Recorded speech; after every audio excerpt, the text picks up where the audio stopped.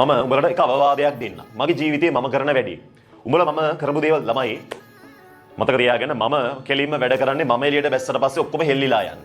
හරි? මම වැඩ කරන්නේ එහෙම. මගේ ජීවිතේ ළමයි මම ගොඩනගෙන්න හදපු හැම වෙලාවකම A level වල ඊට පස්සේ මගේ ජීවිතේ ළමයි මෙඩිසින් යන්න මම සෙකන්ඩ් ෂයි එකේ මහන්සි වෙන කාලේ ඊට පස්සේ ළමයිනේ මෙඩිසින් ඇවිල්ලා ටියුෂන් ක්ලාස් හදාගන්න මහන්සි වෙච්ච කාලේ ටියුෂන් කරන්න මහන්සි වෙච්ච කාලේ මුලින් කිසි දෙයක් හැදෙන්නේ නැහැ. හරිම අමාරුයි. ළමයි හැම කාලෙකම මට රිද්දපු මිනිස්සු ඕන තරම් හිටියා. ළමයි එකෙක් දෙන්නෙක් නෙමෙයි 100 ගාණින් තමයි හිටියේ. උඹලා හිතපල්ලා උඹලා නම් 1යි 2යි. මට හිටියේ එහෙම නෙවෙයි ළමයි 100 ගාණක් ඉන්නව රිද්දන මිනිස්සු. ළමයි කොහෙට ගියත් වටන්න බලාගෙන ඉරිසියාව පිරිච්ච ඇස් දෙකෙන් උඹලට කතා කියන මිනිස්සු උඹලගේ ජීවිතේ ඉන්නවා කියලා දැන් උඹලට තේරෙන්න ඕන. උඹලට වර්ධිනකම් බලාගෙන හිටපු මිනිස්සු ටිකක් උඹලා වටේ හිටියා කියලා දැන් උඹලට තේරෙන්න ඕන.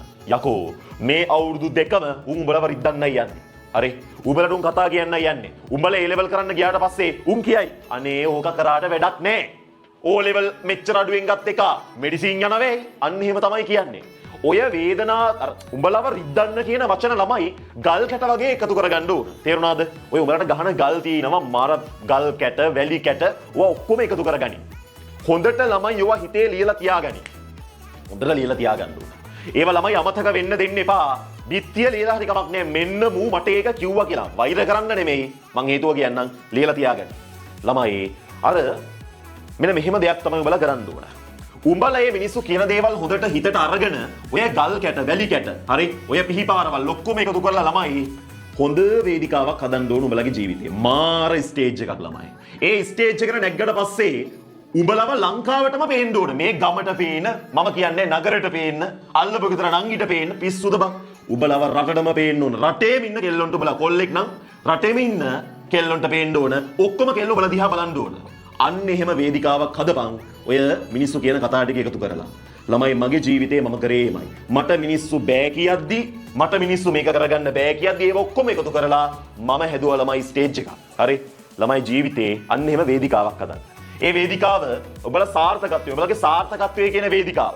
උඹලා සාර්ථක වෙද්දී උඹලා හිතවලක A level මහන්සි වෙලා කරලා ඒ තුනක් අරගෙන මෙඩිසින් ගියා. ඔන්න ස්ටේජ් එකට නැගලා ඉවරයි.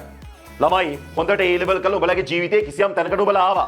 A level කරත් නැතත් කමක් නැහැ. කිසියම් රැකියාවක් හරි කරලා උඹලා ඔන්න ගෙයක් දොරක් හදාගෙන ළමයි වාහනයක් කරගෙන මාර ජීවිතයක් ගත කරනවා. පට්ට ව්‍යාපාරිකයෙක් වුණා කමක් නැහැ.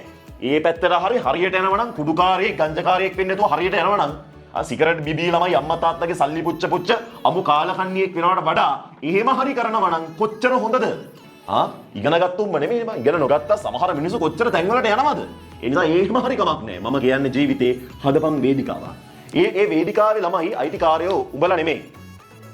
උඹලට කතා කිය බං ඔය වටේ ඉන්න උන් දෙන්න උඹලට පට්ට මොටිවේෂන් එකක් ළමයි. උඹලා උන්ට පින් දෙන්න ඕන. උඹලා මේ කතා කර මගෙන් ප්‍රතිඵල අහන එක කොච්චර හොඳද? උඹලා ඔහොම අහන නිසා මට තව වැඩ කරන්න හිතෙනවනේ. උඹලා උන්ට පින් දීපන්. හරි? උන්ගේ සම්පූර්ණ ශක්තියම දාගෙන ළමයි උඹලට මොටිවේෂන් එකක් දෙනවා. උඹලා උන්ගේ ඔය ගල් කැට එකතු කරලා හොඳ වේදිකාවක් වගේ සාර්ථක වෙලා දවසක මේකට වෙලා ළමයි ජීවත් වෙයන්. උන්ට ඊට පස්සේ පේන්නේ වේදිකාවක් උඩ උඹලා රඟනවා වගේ. හරි? මැරෙනකම්ම මුන් ටික උඹලා රඟනවා කියලා හිතාගෙන බල ජීවත් වෙනවා. හරි එදාට කියන්න තියෙන්නේ මම නෙමෙයි මේක හැදුවේ උඹලා නම් ඔය වේදිකාව මට හදලා දුන්නේ මම දැන් රඟනවා බලාගෙන හිටපන්. හරි එච්චරයි ළමයි. වෙන මොකුත් ඕනේ නැහැ. ඒ නිසා මිනිස්සු උඹලට කතා කියද්දී ඒ කතාව හොඳට මතක තියාගෙන සාර්ථක වෙන්න ඉගෙන ගන්න. සාර්ථක වෙලා ඔයා හොඳ මිනිස්සෙක් විදියට ජීවත් වෙන්න ළමයි. ඒක අනිත් උන්ට රැඟිල්ලක් තමයි. හරි අපිට කරන්න දෙයක් නැහැ. උන් කියයි අපි රඟනවා කියලා. අපි රඟනව නෙමෙයි. අපේ ජීවිතය අපි ජීවත් වෙනවා. එහෙනම් එච්චරයි ළමයි මට කියන්න තියෙන කතන්දරේ.